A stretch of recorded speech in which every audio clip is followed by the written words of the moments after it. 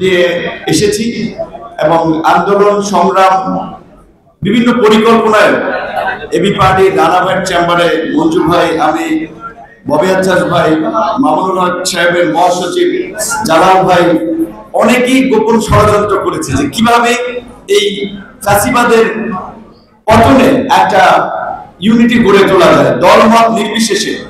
আপনার general public কিংবা আলেম ওলামা, ছাত্র, শিক্ষকদেরকে বিভিন্ন ফ্রন্টে মুভমেন্ট করা যায়, এটা আমরা একসাথে অনেক আলাপ আলোচনা করেছি। এমনকি এই আন্দোলনের মাঝখানে একটা ছবি সম্ভবত 17 তারিখে, 17 জুলাই, যেদিন আমরা গায়েবালা জানাজা করেছিলাম, আমরা 3 দিক থেকে 3টা মিছিল আমরা আনকনসিয়াসলি আসলে একত্রিত হয়েছিলাম। যদিও পত্রিকায় নিউজ করেছিল যে লাইক আমরা কোনো হয়তো প্ল্যান করে করেছি কিনা, কিন্তু প্ল্যান করে না, মিছিলে একত্রিত হওয়া।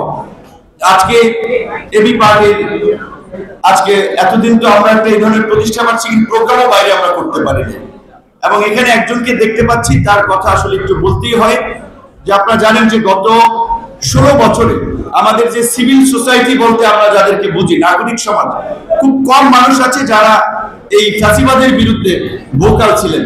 দিলারা চৌধুরী তাদের মধ্যে একজন, এবং সে আমাদেরকে এবি পার্টিকে প্রত্যেক প্রোগ্রামে অনুপ্রাণিত করেছেন। আমার একটা আফসোস, আমি অনেকে পার্সোনালি বলেছিলাম, দিলারা চৌধুরীর অ্যাডভাইজার হওয়ার কথা ছিল।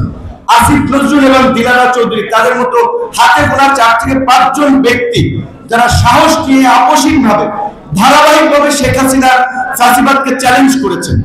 আজকে আমরা জানি না কোথা থেকে কি উপদেষ্টা পরিষদ হয়েছে, এই সমস্ত মানুষদের জায়গা হয়নি। তো আজকে আমার পূর্বের 2 একজন বক্তা বলেছে, সেই জায়গা থেকে আমাদের একটি কনসার্ন আছে।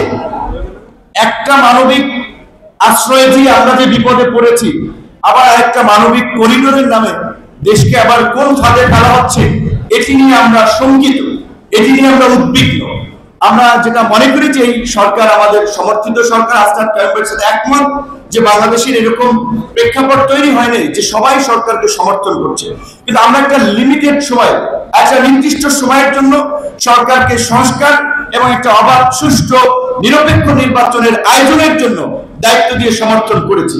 সেই বিষয়ে রাজনৈতিক দলগুলো সুস্পষ্ট রোডম্যাপ জানতে চাচ্ছে, সেখানে কিন্তু তাদের কাছ থেকে কোনো আমরা রোডম্যাপ পাচ্ছি না। কাজে আমরা বলতে চাই, আমরা সংস্কার চাই, আমরা গণহত্যার বিচার চাই, বিচারের অগ্রগতি দেখতে চাই। একই সাথে বাংলাদেশের মানুষ 16 বছর ধরে তার যে ভোটের আকাঙ্ক্ষা, জনপ্রতিনিধি নির্বাচনের আকাঙ্ক্ষা, তার একটা সুস্পষ্ট রূপরেখা আমরা অনতি বিলম্বে এই সরকারের কাছ থেকে আমরা জানতে চাই। সংস্কার এবং নির্বাচনকে মুখোমুখি করে, যেটা বলেছে রাজনৈতিক বিভাজন আমরা কেউ কেউ করার চেষ্টা করছি, এটি আমাদের দিক থেকে করা ঠিক হবে না। আমরা সবাই সংস্কার চাই। নির্বাচিত সরকারের বিকল্প নাই। নির্বাচিত সরকার না হলে অনির্বাচিত কিংবা এই ধরনের ইন্টারিম গভর্নমেন্ট যতই ভালো হোক, সেটা দেশের জন্য আরো নানান সংকট তৈরি করবে। তাই আমি রাজনৈতিক নেতৃবৃন্দকে বলবো, সংস্কার বাস্তবায়নের উপরে জোর দিন, যেটা ইতিমধ্যে সবাই বলেছে। যেখানে আমরা ঐক্যমত্য হই, ঐক্যমত্যের ভিত্তিতে একটা জাতীয় সনদ প্রণয়ন করে আমরা দ্রুতই বাংলাদেশের গণতান্ত্রিক অগ্রযাত্রায় একটা নির্বাচনের দিকে যাত্রা করি, এবং সরকারকে সেই বিষয়ে অবশ্যই একটি সুস্পষ্ট রোডম্যাপ দিতে হবে। এবি পার্টির প্রতিষ্ঠা বার্ষিকীতেও আমরা রাজনীতিবিদদের সামনে এই প্রত্যাশা করছি। ধন্যবাদ।